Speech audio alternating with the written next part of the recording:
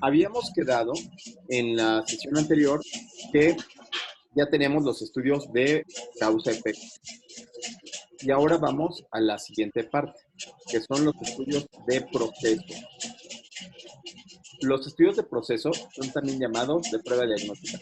Ay, no sean mala onda, si alguien tiene por ahí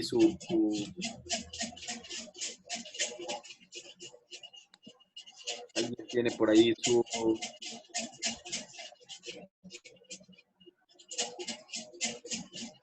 Creo que es Mario Rizzo. Canijo Mario Que Rizzo. tiene prendido su micrófono. Entonces apague su micrófono, Mario Rizzo. Gracias. Bueno, entonces tenemos ahora los de proceso. ¿Qué es eso de los estudios de proceso? O también llamados de prueba diagnóstica. Félix Akolzin. ¿Te acuerdas que había dicho Oscar que había estudios que según el diseño responde a la pregunta de investigación? Y habíamos dicho que había dos, los de diagnóstico y los de causa-efecto. Los de causa-efecto fueron todos los que vimos hace rato. Ahora vamos a los de diagnóstico. Venga, Félix Akolzin. Sí, sería para ver si una prueba es más fiable que otra o que el estándar de oro, o una nueva, que sea una nueva opción. Bravo. Entonces, es para comprobar si una prueba es mejor que la otra para hacer un diagnóstico. Entonces, ¿cuándo se utilizan estos estudios de experimentación? ¿Cómo qué se te ocurre? En caso de que haya una nueva prueba. Claro, cuando yo estoy buscando que algo, hacer las cosas más fáciles para el diagnóstico, ¿no? Porque puede ser que el diagnóstico sea tan difícil que me cueste muchísimo trabajo hacerlo. ¿Puedes hacer un ejemplo? ¿Puedes darnos un ejemplo? Sí, por ejemplo, en caso de la PCR, RT-PCR. Félix, acuérdate que yo no entiendo nada que no sea estado basal, maniobra y desenlace. Bueno, estado basal sería cómo, diagnosticar a un paciente con COVID. Ajá, espérame tantito. Espérame tantito que ya no aparece aquí aquí. Ahí está, ahora sí. Entonces, tengo un paciente con sospecha. Ajá, sospecha de COVID. Sospecha de COVID. Yo lo catalogo por los datos clínicos que tiene sospecha de COVID. Bien. Ok. Y el estándar de oro sería la RT-PCR en comparación.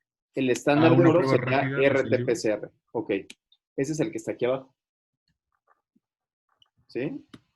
Ajá. Muy bien. ¿Qué problemas tiene el RT-PCR?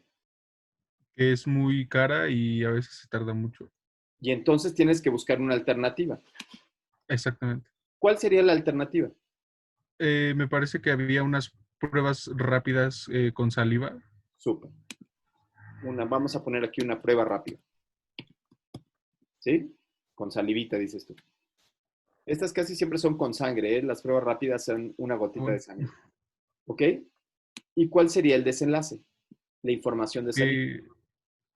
Buscar sería la sensibilidad en este caso. ¿Qué es la sensibilidad? Eres el mejor del mundo. ¿Sí? Ay, alguien salió está en la sala de espera ahí diciendo, ábranme. Canijos, a ver, déjame ver cómo le hago. Es Paul Miramontes. Canijo Paul. Entonces, ¿qué es la sensibilidad? Es la capacidad de encontrar enfermos, por decirlo así. La capacidad que tiene la prueba para diagnosticar a los que verdaderamente tienen la enfermedad. Muy bien. ¿Qué otra cosa mide las pruebas diagnósticas? Ahorita, ni modo, Félix Akolzin es el mejor del mundo. Entonces, pobres de todos los demás tienen una oportunidad. Venga. ¿Quién dijo yo? ¿Quién yo? Yo. Nombre. Polet. Poletita. Ay, Poleto y no ha participado. Es de las peores del peor desempeño. Participé un buen de veces, doctor. No sé, no te tengo aquí, entonces estás catalogado hasta como la más baja, la rival más débil. Venga, no. Poletita. ¿Podría ser la especificidad también? ¿Qué es la especificidad? Es la capacidad que tiene una prueba de detectar realmente a una persona que está enferma, o sea, que las... Sensibilidad, que tenga COVID. Ujú. Decirle al sujeto que tenga COVID. Y especificidad, decirle al Que, sujeto que realmente sí lo tiene. que no lo tiene. No, no lo tiene. Ah, sí, cierto, que no lo tiene. Casi eras la mejor del mundo, le quitabas el mote del mejor del mundo, del güey Tlatuani a Félix Acolcin, pero no lo lograste, güey, Poletita. ¿Qué otra cosa? ¿Quién más? ¿Quién le quiere quitar el lugar a Colcin? ¿Quién dijo yo? ¿Qué más se ve aquí? ¿Podría ser lo de falsos positivos y falsos negativos? ¿Cómo se llama eso de falsos positivos y falsos negativos? Es valor predictivo positivo y valor predictivo negativo. ¿Quién dijo eso? Emily Retana. Emily Retana, adiós al güey Tlatuani. Tenemos una nueva güey Tlatuani con Emily Retana. Ay, Emily, muy bien. Entonces, ¿qué es un valor predictivo positivo? Es... ¿Yo le puedo ayudar a Emily? Venga, Emily, quítale el poder a Félix. Tú puedes, Emily. Como su María nombre me quiere ayudar. es la probabilidad.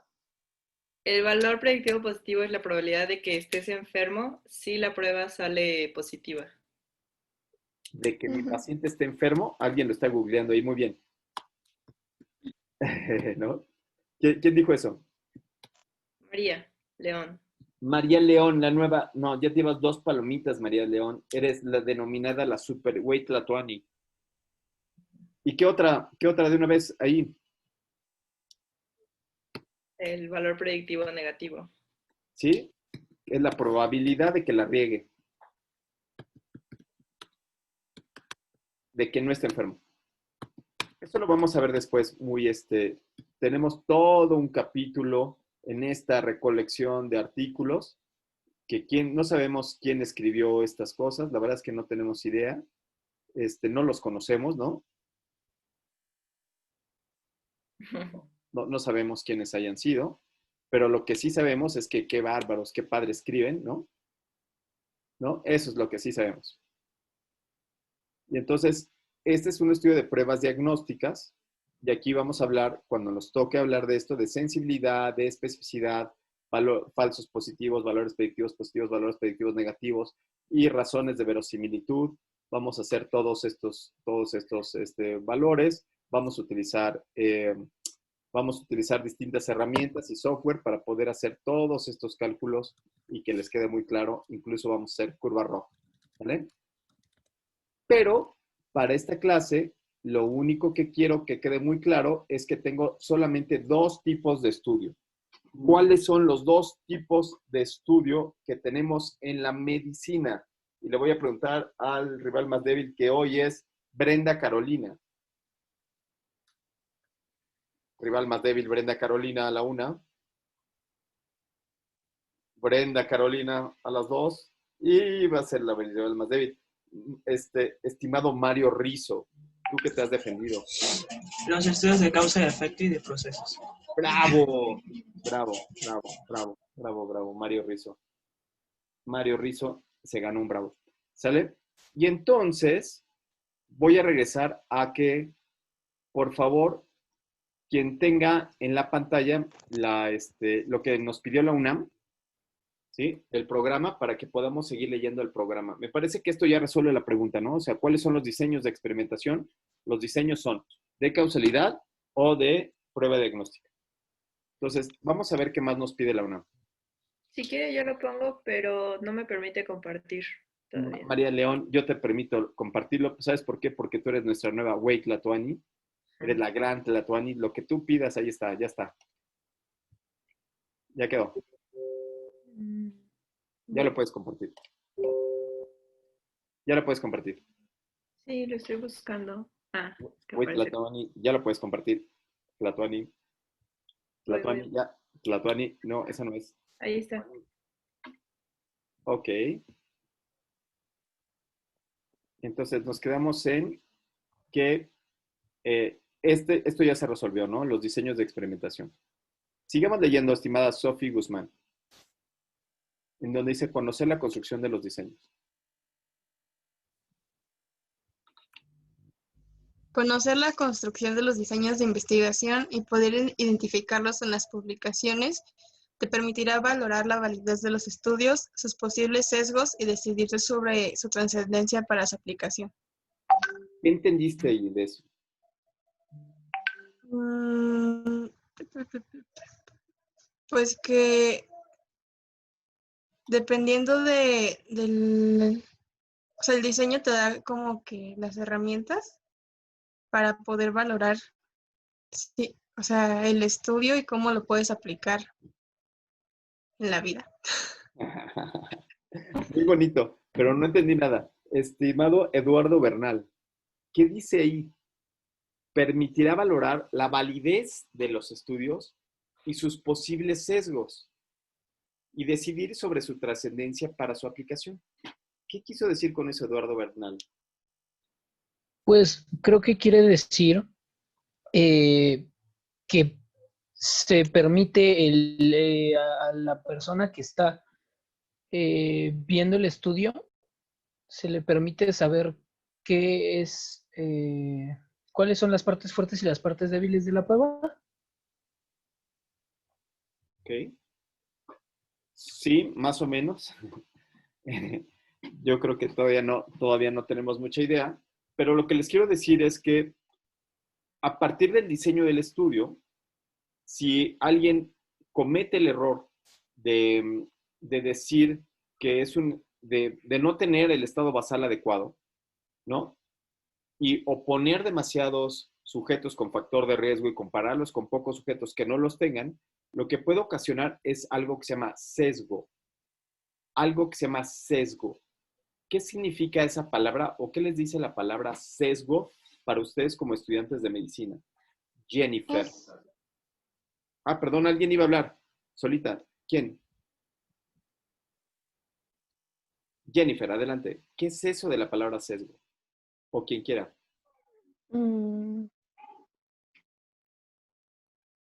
Si no, le doy la palabra a Paul Miramontes. Sí, Doc, el sesgo es cuando tenemos una información errónea debido a algún problema que se hizo en el estudio o en la prueba y entonces los resultados no son 100% confiables. Ok, los resultados no son 100% confiables. No También, entiendo qué significa 100% confiable. ¿Puedo participar, doctor? Sí, claro. Bueno, también puede ser cuando un investigador, en este caso, manipula como sus variantes para llegar a un resultado en específico. ¿Que le convenga? Ajá, exacto.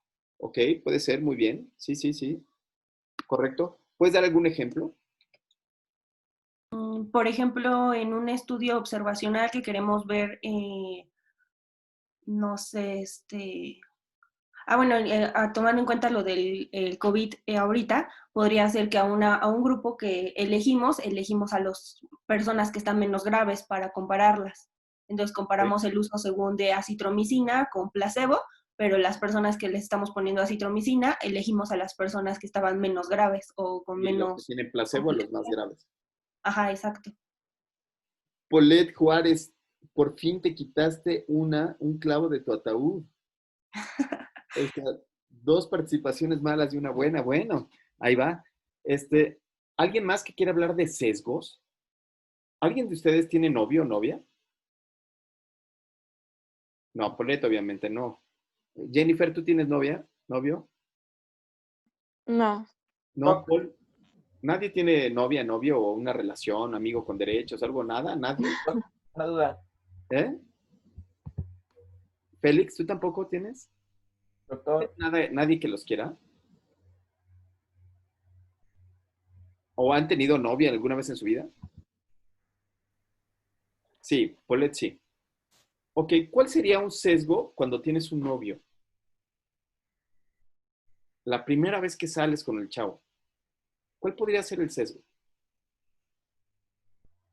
Pues la primera vez que sales con el chavo, ¿qué crees? Se bañó, ¿no?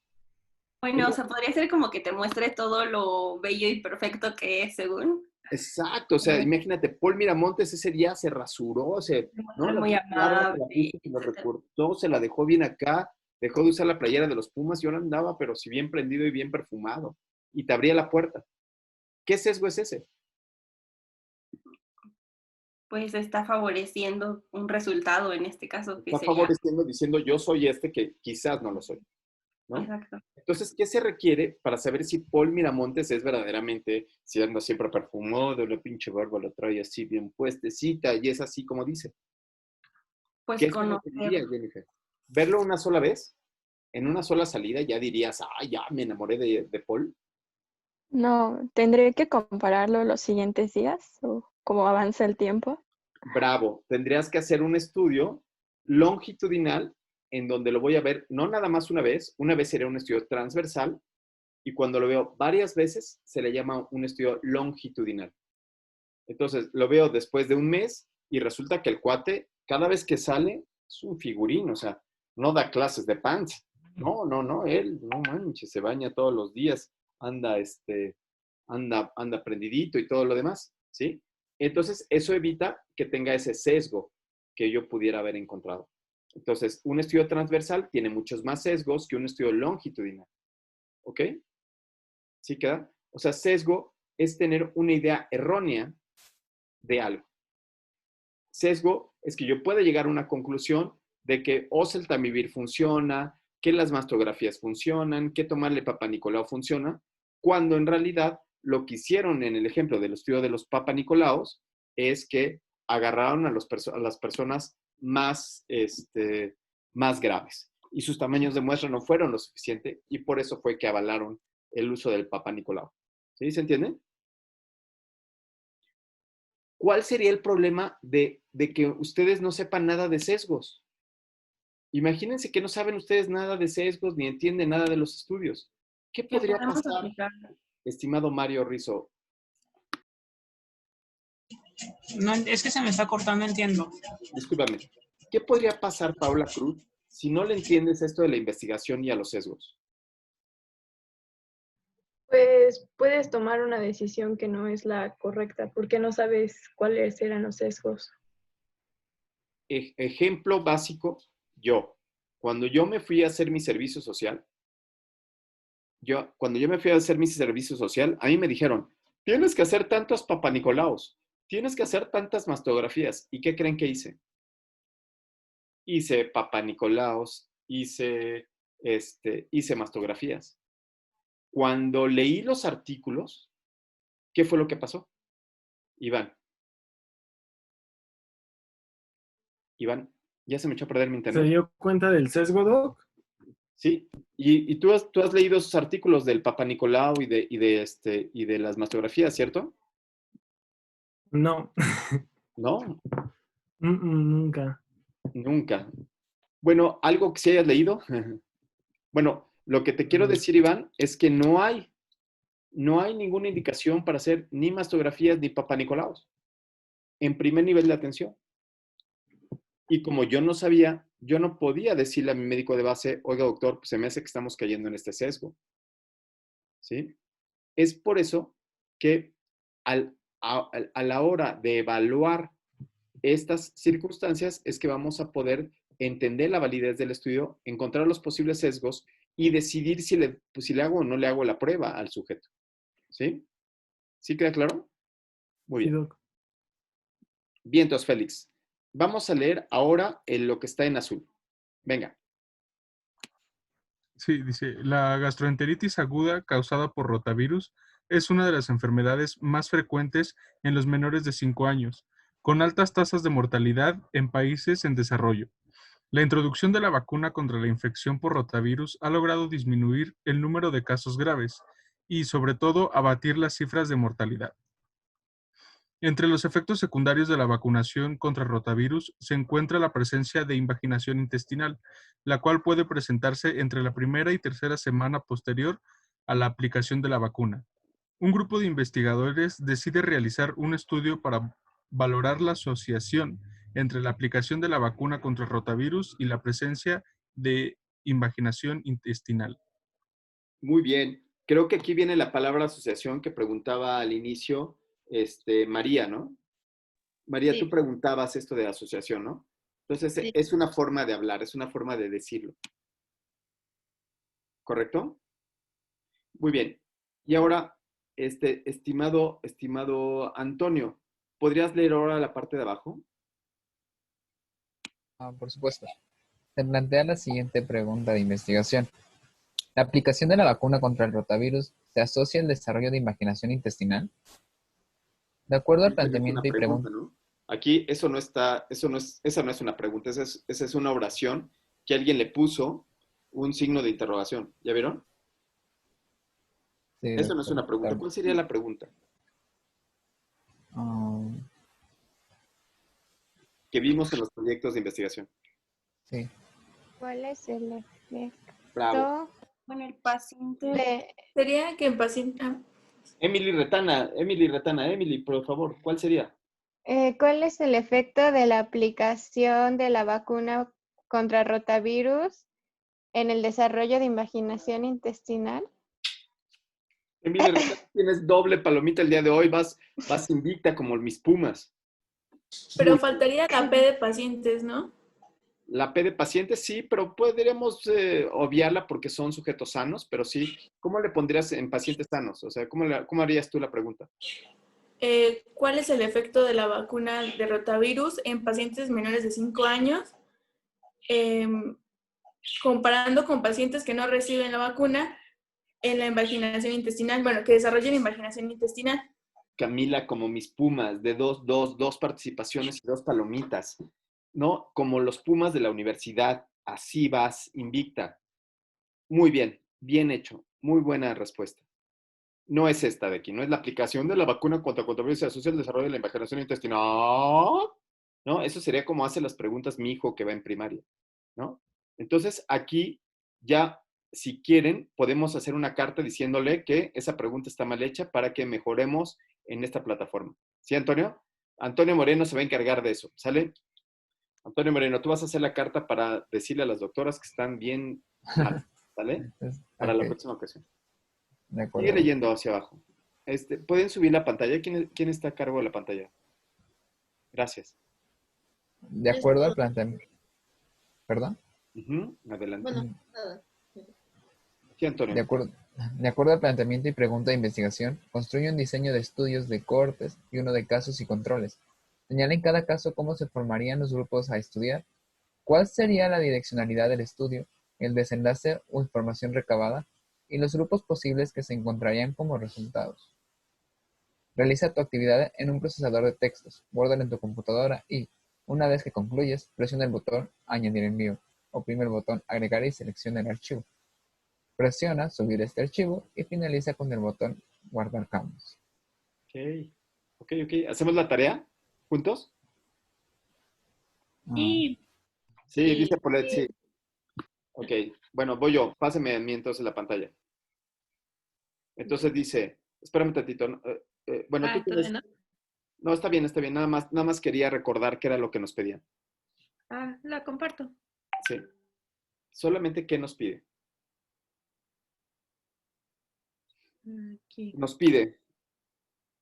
Primero tenemos que tener esta pregunta de investigación que está mal hecha. Nosotros la vamos a hacer bien. ¿Ok? Ese sería el primer paso. Entonces vamos a construir el diseño apropiado. Aquí dice diseño de estudio de cortes y uno de casos y controles. Yo diría, vamos a hacer el apropiado, después hacemos uno de cortes y después hacemos uno de casos y controles. ¿Ok? Ok. Vale. Antes de eso, tengo que saber cuál es la diferencia entre un ensayo clínico, un estudio de cortes y un estudio de casos y controles. Ahora préstame la pantalla.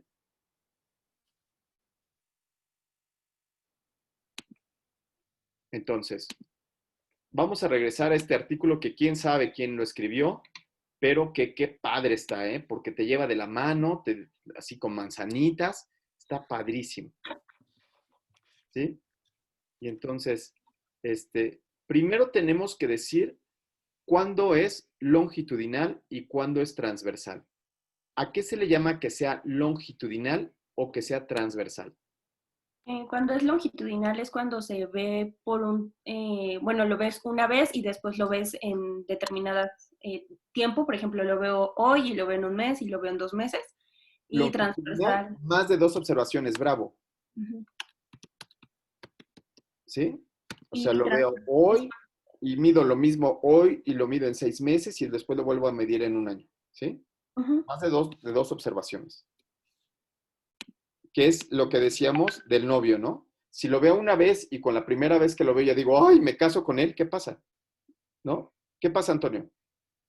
O sea, si vas a una chava, la primera vez que la ves sales con ella y te casas con ella. Así, ay, ya vamos a casarnos. Va a haber sorpresas después en la relación. Va a haber sorpresas en la relación. Exactamente, Entonces, porque puede ser que no hayas visto lo suficiente, ¿no? Entonces, hagan estudios longitudinales con sus parejas, ¿no? María de León, no te avientes con el primer chamaco que encuentres, no. O sea, rétalo, ve viendo, o sea, llévalo con tus papás, si logra aguantar a tus papás ya con eso, tiene un punto y así vas haciéndole.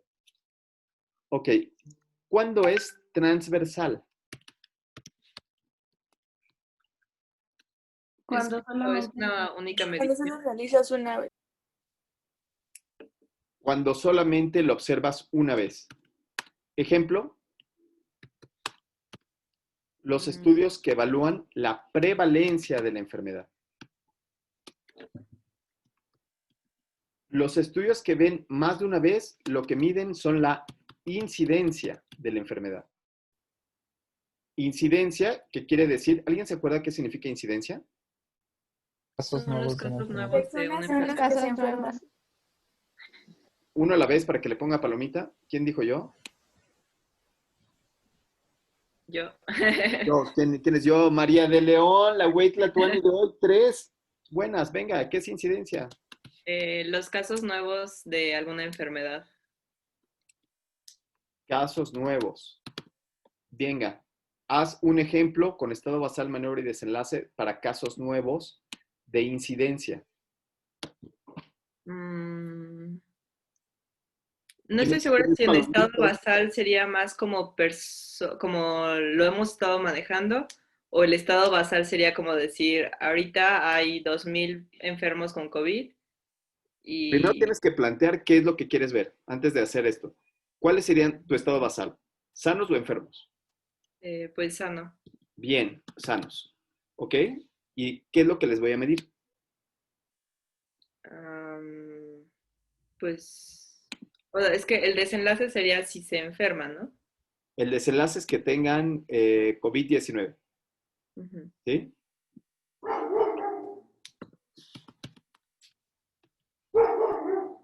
Ok, ¿y la maniobra cuál quieres que sea?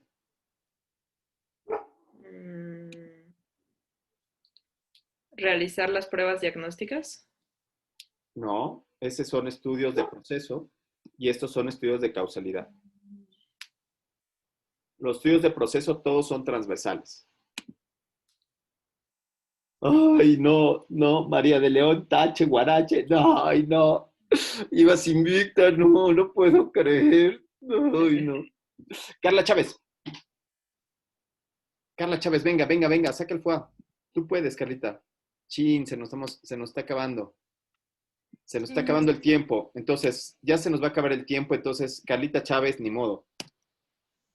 Por ejemplo, un estudio podría ser, tengo aquí sujetos sanos y los voy midiendo en distintos momentos. Y entonces, lo mido en el tiempo, digamos que al mes, y le tomo RT-PCR para ver si se enfermó. Y aquí encuentro cuántos se enfermaron. Y después lo vuelvo a medir a los 3 meses. Y después lo vuelvo a medir a los 6 meses. Estos serían incidencia. Lo que me va a dar es el número de casos nuevos. Eso es lo que había dicho, ¿no? Ay, sí, claro que no. Sí, los diagnósticos. Pero Sí, bueno, pero no pudiste hacer ¿cómo se llama? El estudio. Se te hizo bolas el estudio. está bien. Y ahora, la prevalencia. ¿Cuál es la diferencia entre incidencia y prevalencia?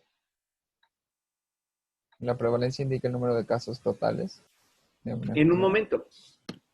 Casos en un solo momento. En este instante, el día de hoy, hay 60,000 enfermos de COVID-19. Entonces, esos estudios son transversales, es decir, solamente se hacen en un solo momento. En un solo momento hago una sola medición y esos son estudios transversales, ¿ok? Y los estudios transversales lo que miden es la prevalencia de la enfermedad, ¿ok? Pero también puedo decir yo que puedan ser, además de que sean longitudinales o transversales, que puedan ser prolectivos o que puedan ser retrolectivos. ¿De qué depende que sean prolectivos o que sean retrolectivos? Por ¿De qué depende que sean ejemplo, prolectivos o que sean retrolectivos?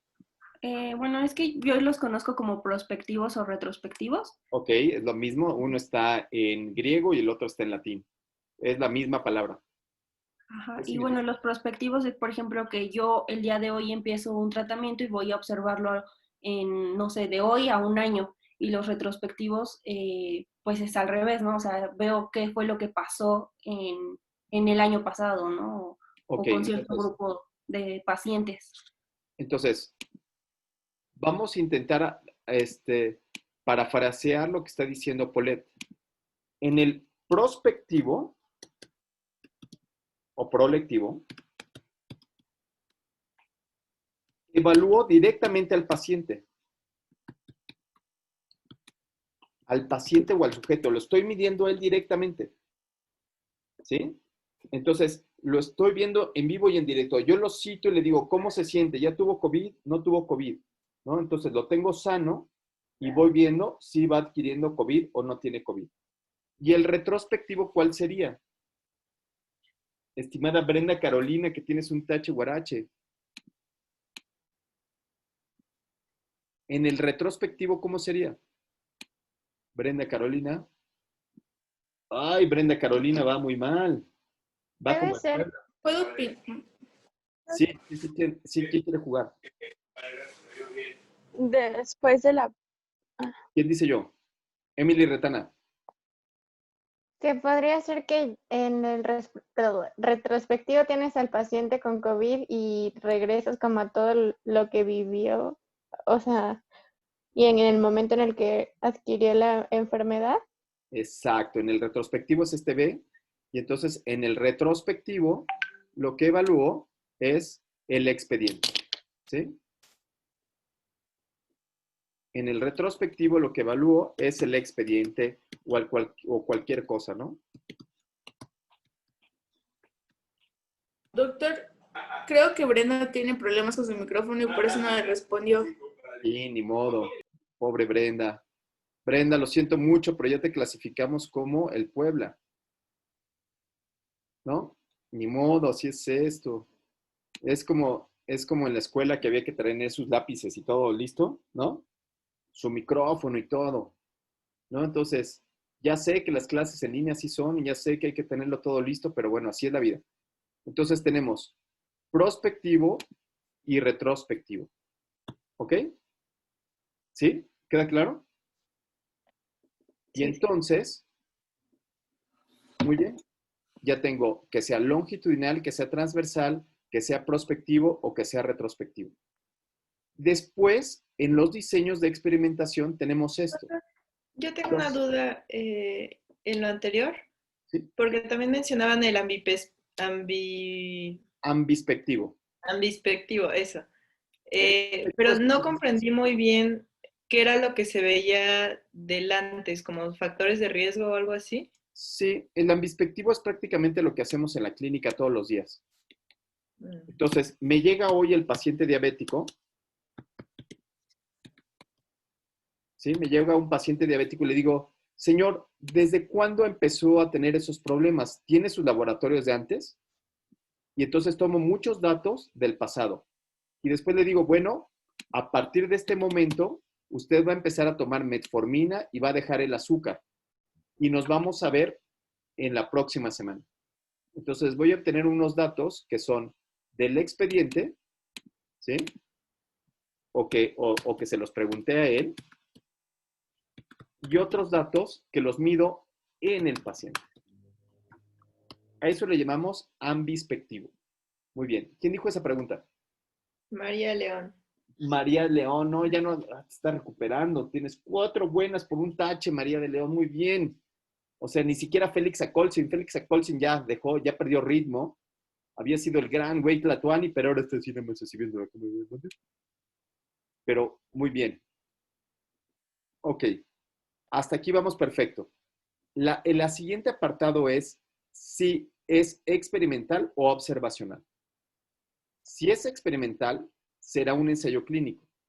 Los ensayos clínicos son experimentales donde yo le doy el tratamiento al sujeto, en este caso la vacuna. Obviamente, estos no es que sean observacionales, sino aquí debe decir longitudinal. Es un error, pero bueno, nadie es perfecto. ¿Sí? ¿Sí se entiende por qué es longitudinal?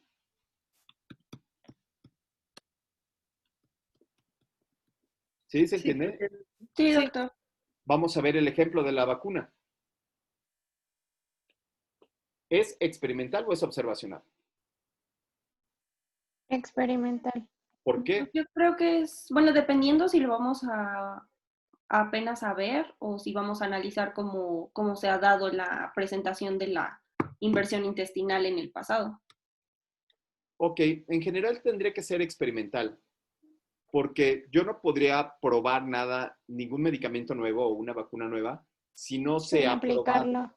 que sirva y que sea efectivo. Entonces, en general, podríamos decir que tendría que tener un ensayo clínico, ¿sí? Es decir, que sea longitudinal. Experimental, longitudinal, prolectivo, obviamente comparativo, y mi medida de asociaciones de incidencia. Bueno, ¿qué creen que, chin, como todo en la vida, como siempre pasa, ay, qué triste, se nos acaba de terminar el tiempo, ni modo. Los 2 grandes ganadores del día de hoy es María de León con 4 participaciones y Félix Acolcin con 2 participaciones buenas, ¿no? Y bueno, pues los dejo con su tarea, amigos, ¿no? Entonces, si quieren les puedo seguir ayudando, nada más que pregúntenmelo en el canal de YouTube, ¿no? Entonces, en el canal pueden ahí hacer sus preguntas y pueden, si quieren, pueden subir lo que hayan escrito de la tarea, de lo que creen que vaya a quedar. Yo les puedo ayudar ahí, ¿saben? Yo me tengo que ir a otra clase, ¿sí? Pero, pues los dejo porque nos queda menos de un minuto. Entonces, no olviden compartir, ¿no? Y nada de eso. Y Ay, suscribirse. y suscribirse. Y Entonces, compartirlo con solo sería un estudio de control, casos y control y otro de cohortes, con la pregunta que ya hicimos a partir de la... Quiero todos. Quiero uno con ensayo clínico, quiero uno con corte y quiero uno con casos y controles. Ok. Todo bien aquí, ¿eh? Hasta aquí en este apartado del suplemento viene cuándo es un estudio de casos y controles. Entonces, un estudio de casos y controles es retrolectivo, etcétera, etcétera.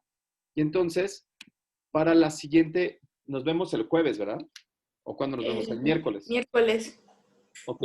El miércoles nos vemos para ver cómo nos fue con las tareas y para volver a releer qué es un estudio de casos y controles, qué es un estudio de corte, etcétera. Doctor, ¿sí se